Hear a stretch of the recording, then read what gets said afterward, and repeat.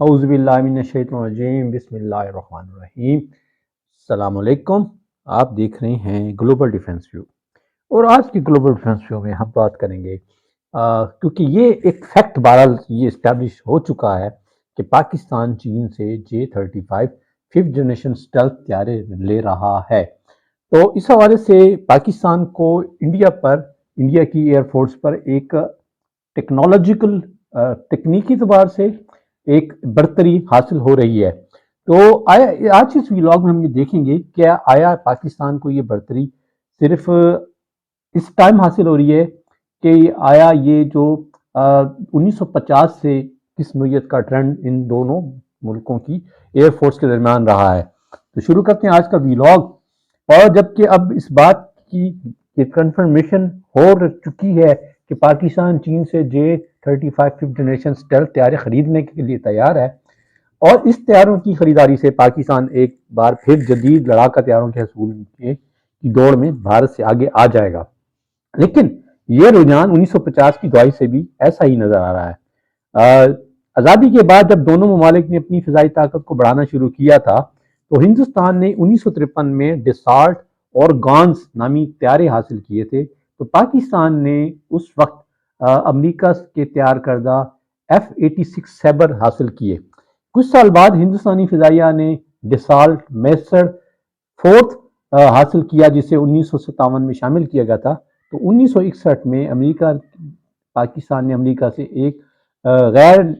NATO اتحادی ہونے کے حوالے سے امدادی باہمی پروگرام کے حصے کے طور پر F-104 اسٹال لڑاکا طیارے حاصل کیے تھے۔ تو بھارت کو بھی پھر ایک بار ایسی خریداری کرنی پڑی جس کے ساتھ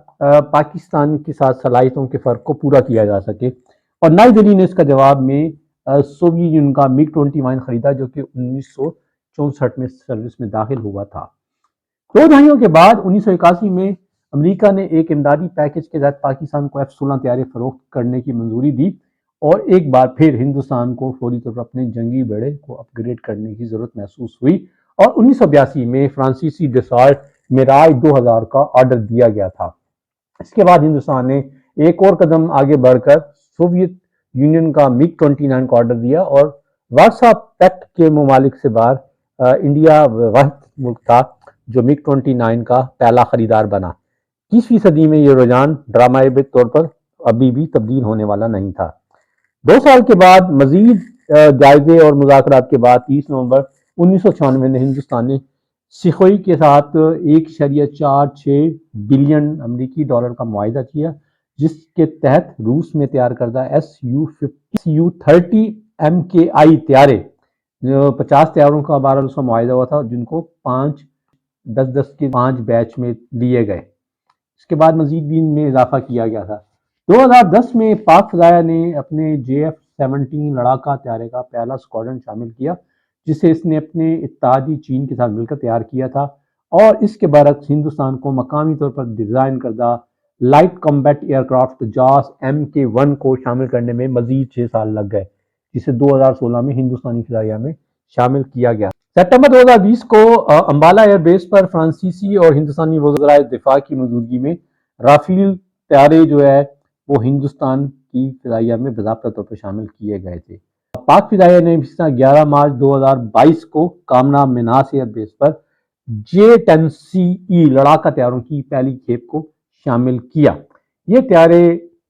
PF کے نمبر 15 اسکواڈرن کوبراز میں شامل ہوئے، اور ان طیاروں کے حصول کا معاہدہ جون 2021 میں ایویشن انڈسٹری آف چائنا کے ساتھ کیا گیا تھا، اور معاہدے کی حقیقی شکل سے لے کر تربیت سے لے کر ترسیم تک کے پورے عمل میں صرف 8 ماہ لگے، اور اس طرح چوتھی نسل کا J-10CE لڑاکا طیارہ پاکستان ایئر فورس میں شامل ہوا۔ اس طرح پاکستان نے پہلے سے JF-17 کے جدید ریویژن، جسے JF-17 بلاک 3 کا نام دیا گیا تھا، کو 2023 میں سروس میں شامل کرنا شروع کیا، جبکہ بھارت کی جانب سے تیجاس Mk1A کی تیاری اور ترسیل مقررہ وقت سے تاخیر سے چل رہی ہے۔ اب اس طرح پاکستان اب طویل عرصے سے فوج کے زیر کنٹرول پاکستان کی ایئر فورس نے اپنی فضائیہ میں کو جدت میں لانے کے لیے کچھ پیشگی فیصلے کیے ہیں، اور جس کی جانب سے